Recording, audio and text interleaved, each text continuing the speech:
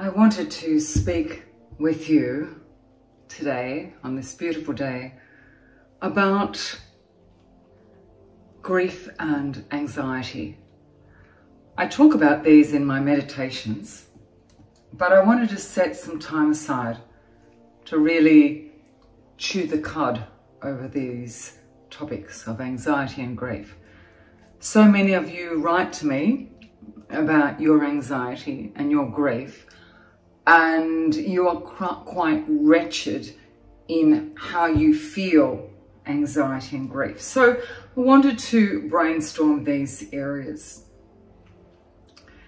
It's important to start off by keeping front of mind that we have an animal self and we have a conscious, more predisposed to wise self.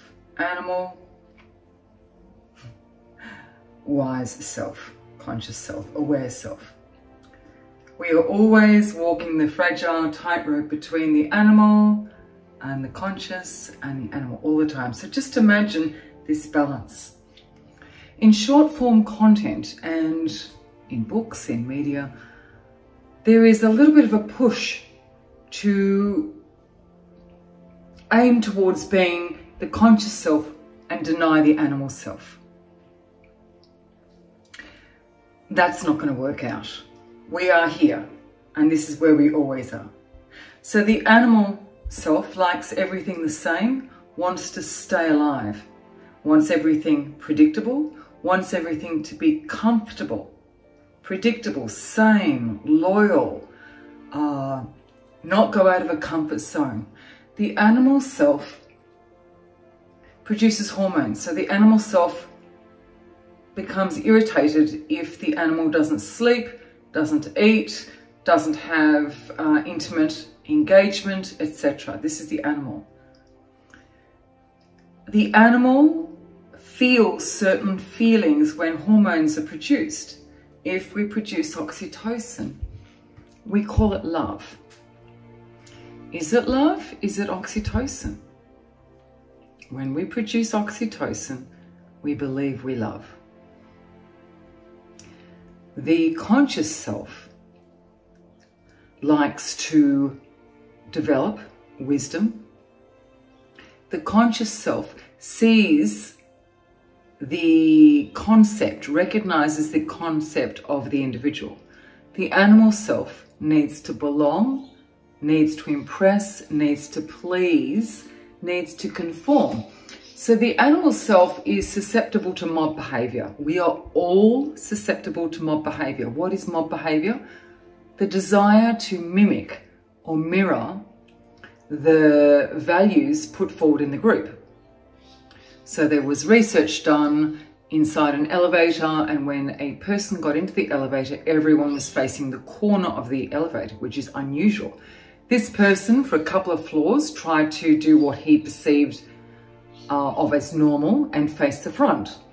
Within a couple of floors, he was also facing the same direction. So we see with cult behavior, we see so many examples. We are all capable as animals, social animals, of mob behavior. To deny that is dangerous. We are also capable of creating memory. So as an animal, if two valid, credible adults tell us that we've experienced a certain experience, like your uncle and aunt says, hey, remember when you went to this picnic when you were 4? Within a period of time, you are likely to have that memory. Not think you have that memory, you have that memory. So memories can be created for social animals. We are herd animals. Animal, herd animal. Produces hormones. Prone to mob behavior. Now, mob behavior actually serves a purpose. Mob behavior, you see a group of stampeding cattle or even sheep. They're doing it for safety. As human beings, we also are prone to stampeding. Whatever the prevalent values are in that particular group mob culture, we are susceptible to following those values. It is important to take a moment whenever you enter any subculture, any group, a career group, friendship group, and say, do the values in this group actually mirror who I truly am? It is extremely challenging to stand against or away from a group. So, I'll say this again, the animal and the conscious self are like this throughout our lives. Sometimes on social media, it is said, oh, you need to detach, or oh, you need to meditate forever, or oh, you need to release attachment, or oh, you need to not be codependent. Part of being social is codependency. There is a healthy level of codependency. Part of being a herd animal is forming attachments. If we don't form attachments, we are sociopaths or psychopaths. It is how much attachment we form, how much codependence, patterns of codependence we form. So it's a matter of looking at these patterns, and sorry, my hair's wet because I've been swimming, looking at these patterns and assessing, are they good for me? Are they good for my group, my community, my social circle, my society? Are they good? Are they positive? Constantly evaluate away from the madding crowds, constantly. It is a good thing that we're a herd because we engage together and we enjoy engagement. That engagement can also work against us. So there is no silver bullet. It's knowledge.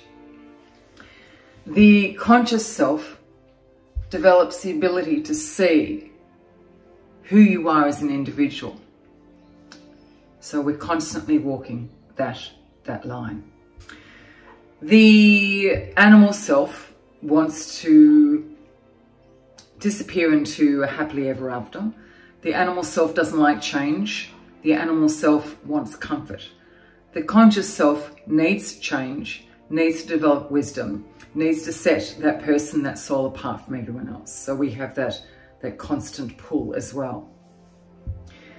I'm looking at ways that we move through grief and anxiety. And I know you want a simple answer, don't you?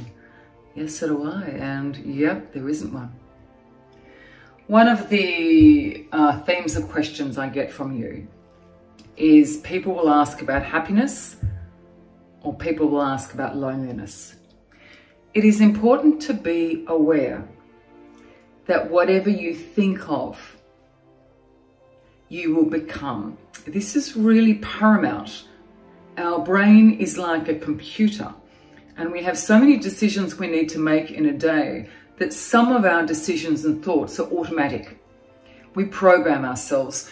You know that story when the driver's driving the car, if they look at the brick wall, they'll hit the brick wall. You need to look away from the brick wall, distract yourself from the brick wall so you don't hit the brick wall.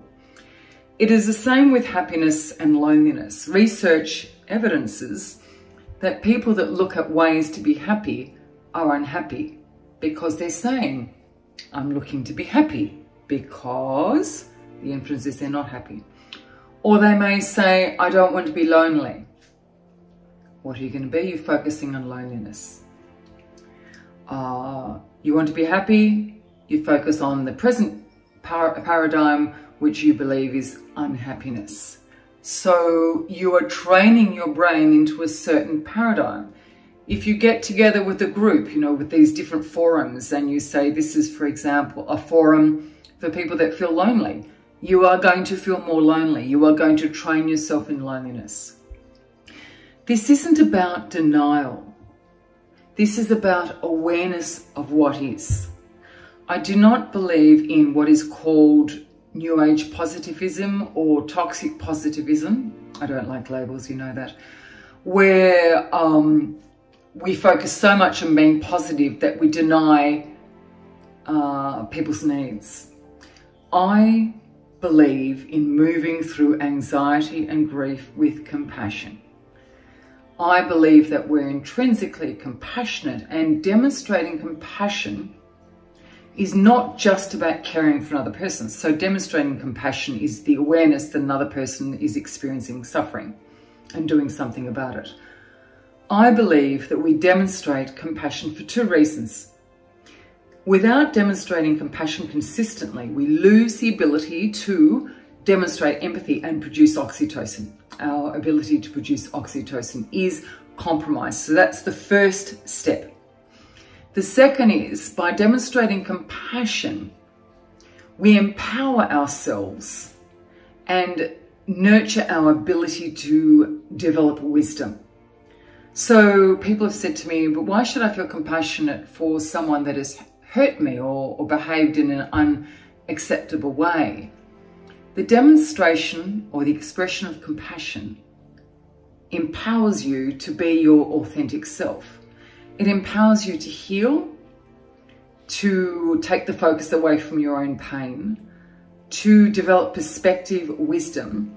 The demonstration of compassion also reduces physical inflammation, reduces the opportunity for illness, improves and supports the immune system,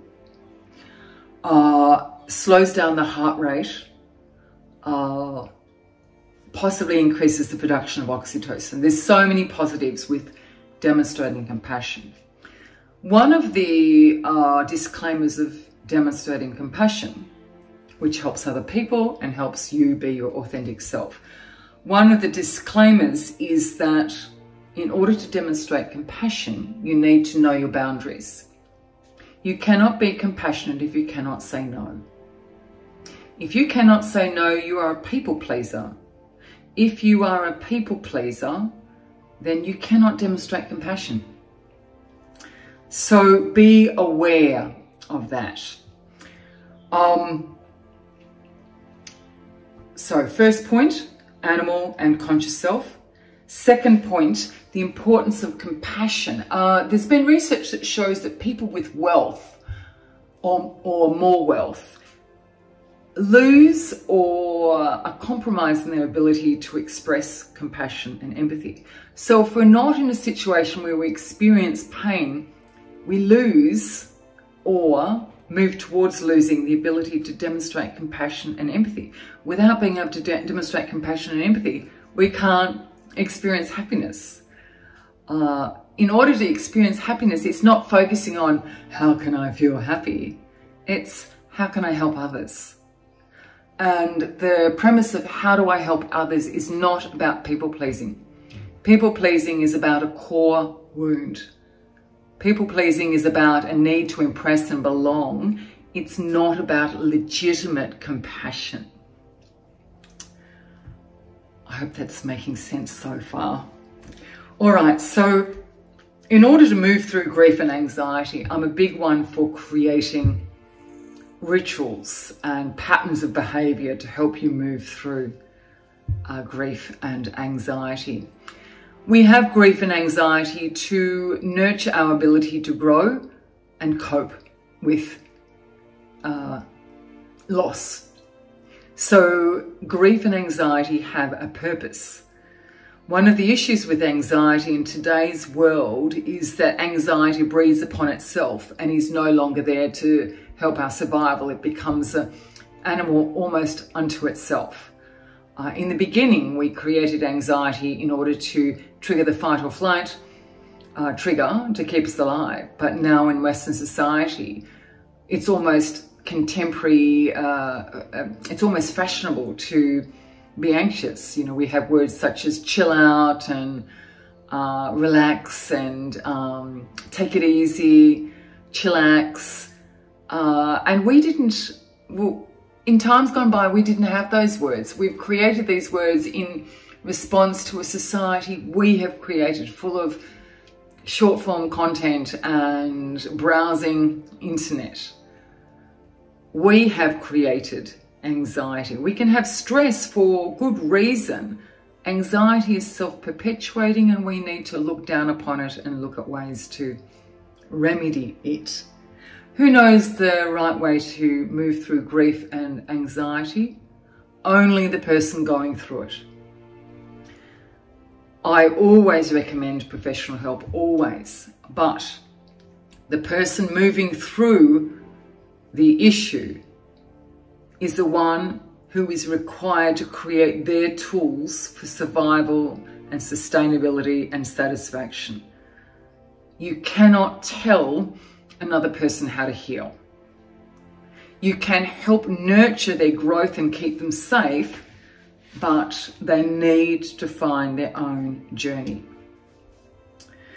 Rituals of grief and anxiety may include a funeral, may include maybe taking time off when you're getting over a relationship. You may put up a little memorial to grieving over something you've lost. You may have a ritual each day where you remember somebody that you no longer see or who has passed on. You may have a favorite cup or a symbol that gives meaning to the loss to help you move through that. That can be really healthy to have a ritual. So funerals and funeral rituals are healthy ways of moving through grief. Grief is shocking. It's not a matter of one moment we have something, the next moment somebody passes and we go, oh, okay. It's shocking. It requires a layered process. We need social constructs where we support someone having a layered process through grief and anxiety. Sometimes I get requests from you for certain types of videos. So you may say, can you do a video to help with chronic disease or PTSD or a particular disease or whatever else? One of the concerns about this is that I am professional, so I've got a master's in counselling and honours in anthropology. I have a duty of care to be professional. Any video which looks at a particular diagnosis without the person in front of me is not responsible, number one. And number two, when we focus on something, like if we do a meditation on PTSD, remember the story about the car avoiding the brick wall?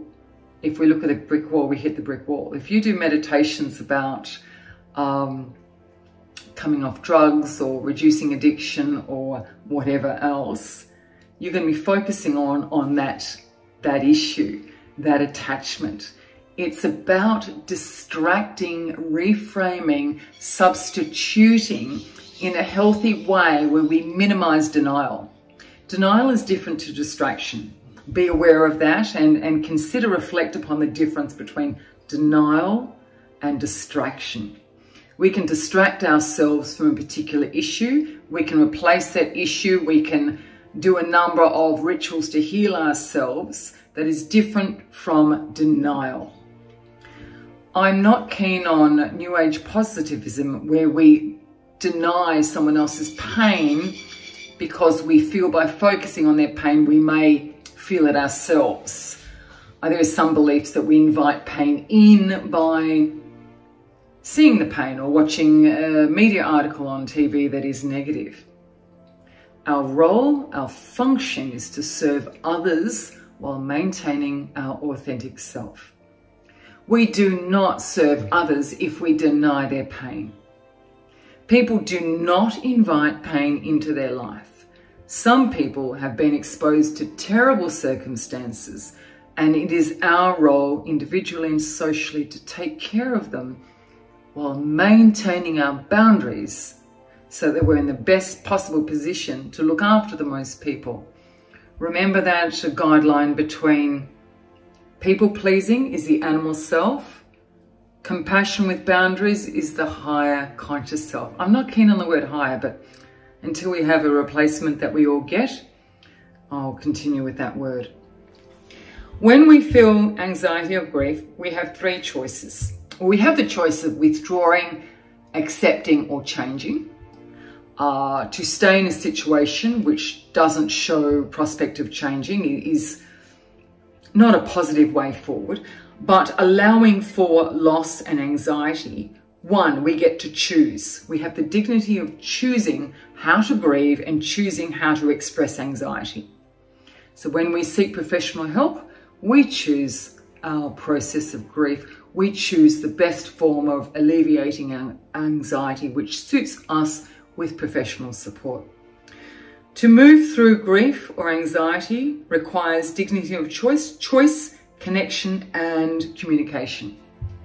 Communicating with self, communicating includes speech, choosing very carefully the words you use, being 100% aware that words are just a tool there for us to use. They have no meaning. Words do not have a meaning unless we give them a meaning. And we use all these words haphazardly in society now, like toxic, cynical, narcissistic. There's so many words, negative, good, bad. Now, there is nothing wrong with these words, but they don't have a meaning. Our society is quite narcissistic. In order to survive, we all need a level of narcissism. Then we have diagnostic narcissism. Toxic has no true meaning. If we label a relationship as toxic, we disempower our ability to see the complex fabric of circumstances in that relationship. To grow in wisdom, we need to be able to look down with perspective on a situation. If we label it, we simplify it, and we disempower our ability to unpack, to assess, to develop perspective, to develop wisdom, to let go, to detach. So be careful of using words. Be careful of collecting favorite words. If you find you're using a word repetitively, ask yourself why. Words only have the meaning we give them, and words go through fashions. We choose the word to use because we are in control. We choose our thoughts, we choose our feelings. Now, I am simplifying that because we can be socialized, and trauma has its own area of understanding. So I don't want to simplify trauma.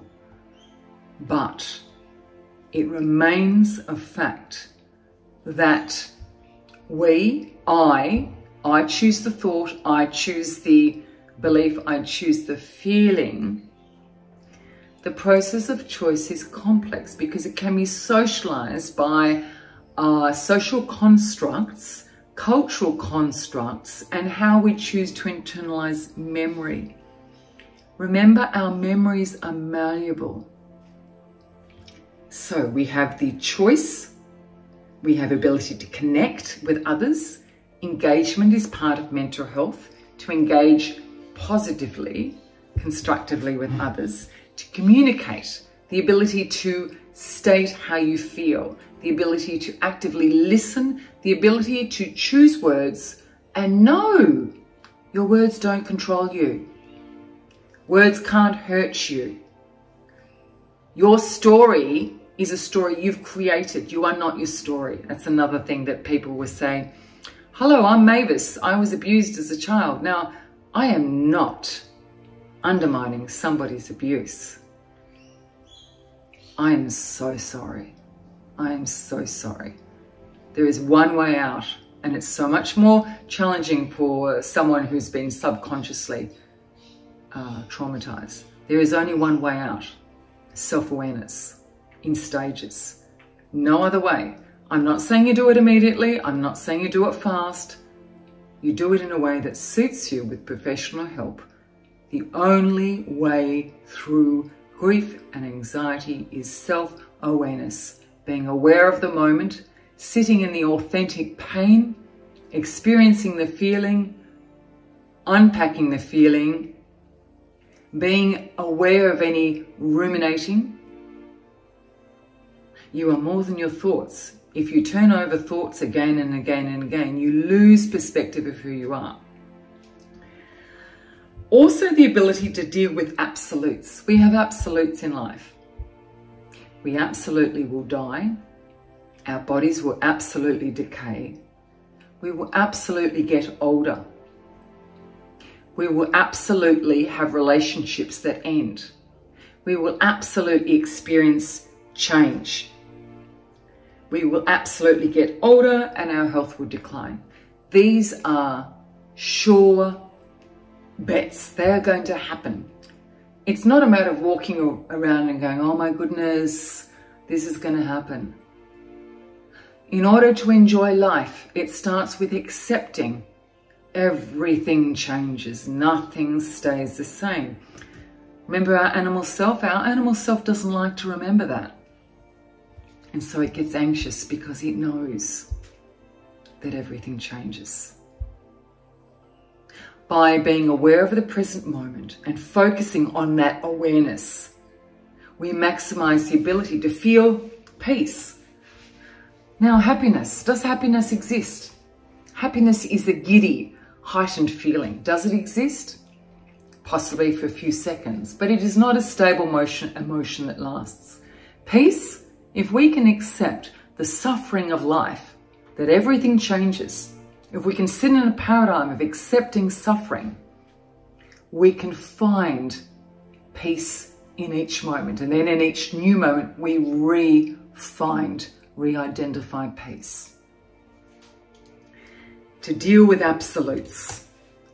So, to go over what I've talked about. Animal, conscious self, always there. We can't deny the animal. You can't say detach, don't be codependent, because we're animals. We attach, we're codependent. We look at how much we do that. If we focus on being less lonely and happy, we will be unhappy and lonely. What we focus on, what we think we become.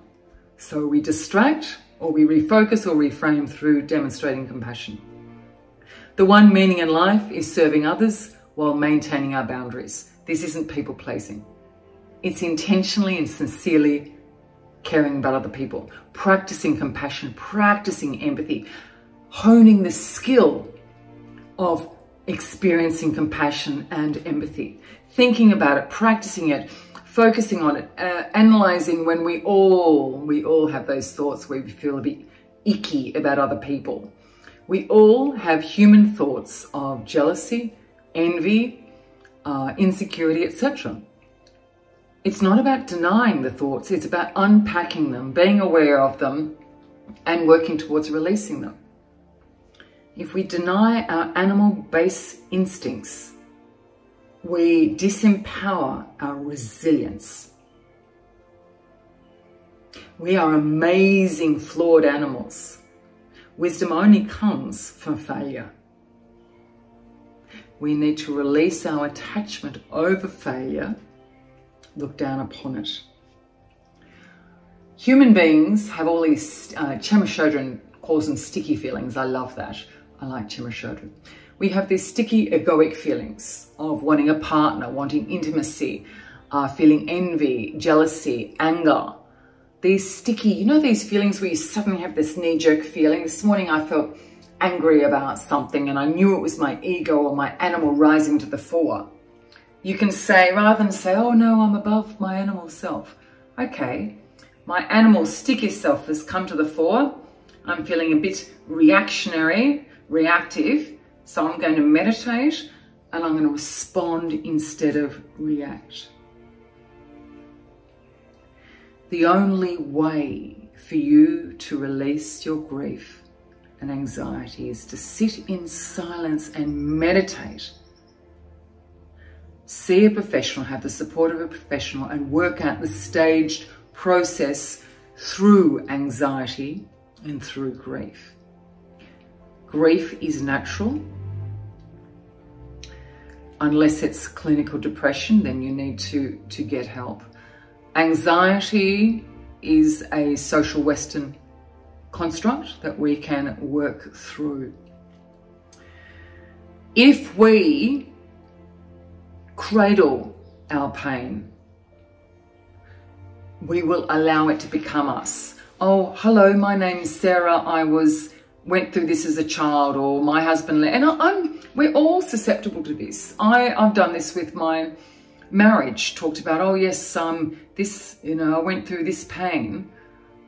You are so much more than your experiences. If you carry as Eckhart Tolle says, your pain body, if you carry your pain body with you, that's as good as it would get. You need to take off the coat of pain. I'm not saying deny. I'm not saying release yourself from trauma, which is a process. The only option open to you is to move away from that headspace. Be self-aware. Okay, someone just telephoned me, so I stopped the video. I have attempted to give you an overall understanding of the paradigm of anxiety and grief and how we move through it. Grief is wretched, it's awful. Anxiety can be debilitating. I know that I experience grief and I find it challenging and I move through anxiety. No matter how difficult it is, the only way through is self-awareness, meditation, being aware of the moment and letting go of, as Chema Chodron says, sticky feelings or egoic feelings or those animal feelings. Feeling the rise of a sticky feeling and knowing this will not serve me. That desire for vindication, that desire to be found right, that desire for revenge, that desire, that feeling of jealousy, the desire to be in love. These animal feelings do not serve us, me, you. What you look at, what you focus upon, you will become. This is one of the reasons I need to consider what I name my meditations. Your brain, your mind is amazing. You are capable of healing. It is not easy, and I feel for you. The path of all human being is suffering. It is how we navigate and discover and realize peace through authenticity, balancing between our animal side and our conscious side. I believe in you.